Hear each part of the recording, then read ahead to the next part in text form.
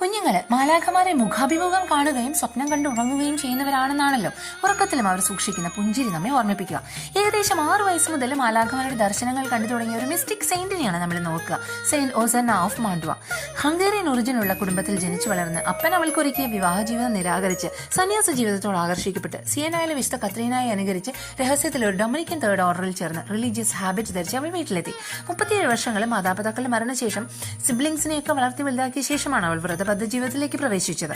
അത്ഭുതകരമായി വായിക്കാൻ പഠിച്ച അവളുടെ ആദ്യ വാക്കുകൾ ജീസസ്, മേരി എന്നീ തിരുനാമങ്ങളായിരുന്നു. 30-ാം വയസ്സിൽ പഞ്ചക്ഷരങ്ങൾ സ്വീകരിച്ച് പാഷൻ ഓഫ് ക്രൈസ്റ്റ് അനുഭവിച്ചവൾ ദൈവത്തെക്കുറിച്ച് സംസാരിച്ചാൽ ഉടനെ എക്സ്റ്റസിയിലായി പോകുമായിരുന്നു. ദർശന പ്രവചന വരങ്ങളുമായി ജീവിച്ച അവളുടെ കത്തുകളിൽ നിന്നും we can understand that she was also a strong critic of lack of morality of her day. Her writings are of high spiritual value in Catholic Church teachings, and they express an intense and constant physical and inner suffering made bearable only by sublime experiences of union with God.